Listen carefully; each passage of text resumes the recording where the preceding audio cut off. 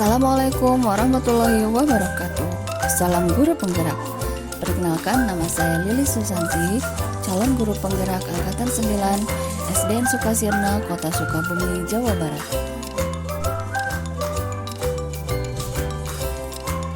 Di sini saya akan menjelaskan modul 1.1.A8 koneksi antar materi, kesimpulan dan refleksi modul 1.1.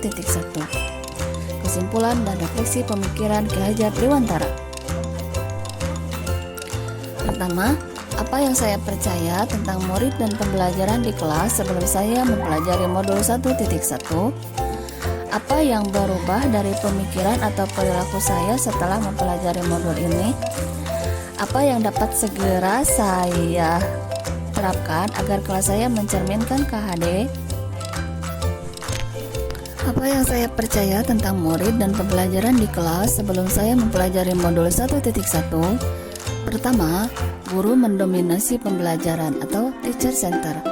Yang kedua, pembelajaran hanya terfokus pada ketercapaian materi dan KKM atau mengutamakan aspek kognitif anak. Yang ketiga, guru kurang memahami karakteristik anak. Yang keempat, siswa pasif dan motivasi belajarnya rendah. Yang kelima, suasana kelas yang tertib, tenang, dan memahami materi adalah fokus utama guru.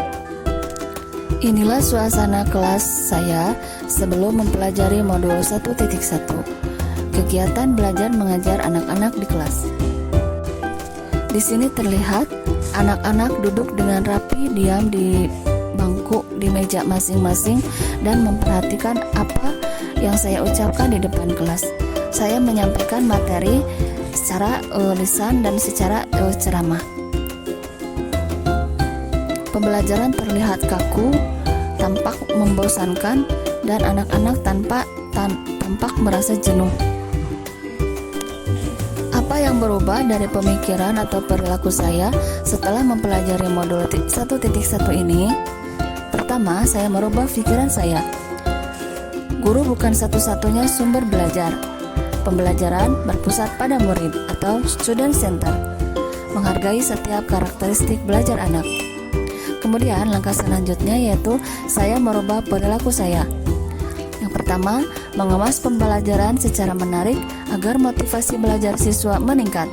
Yang kedua, memberikan kebebasan kepada anak untuk menyelesaikan setiap tugas sesuai minat, bakat, dan kreativitasnya masing-masing. Yang ketiga, lebih cermat melihat bakat anak. Dalam artian, kita harus menuntun sesuai kodrat, bukan menuntut. Apa yang dapat segera saya terapkan lebih baik agar kelas saya mencerminkan pemikiran KHD? Yang pertama, merancang pembelajaran yang interaktif dan menyenangkan dengan melibatkan peserta didik. Yang kedua, menerapkan pembelajaran berbasis kearifan lokal dan budaya setempat. Yang ketiga, menerapkan konsep merdeka belajar dan mengintegrasikan setiap pembelajaran dengan pencapaian profil pelajar Pancasila. Yang keempat, pembelajaran yang mengutamakan aspek budi pekerti.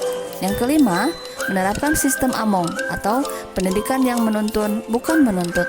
Yang keenam, pembelajaran yang sesuai dengan kodrat alam dan zaman.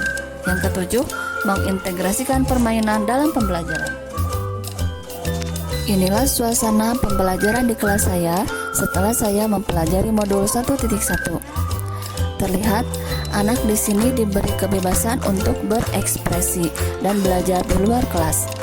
Saya menyisipkan permainan dalam pembelajaran saya di kelas. Anak-anak terlihat senang, antusias, dan bersemangat untuk belajar. Kesimpulan, pendidikan adalah menuntun anak sesuai minat dan bakatnya. Pendidikan bukan hanya ilmu akademis saja, namun perlu penanaman budi pekerti yang baik.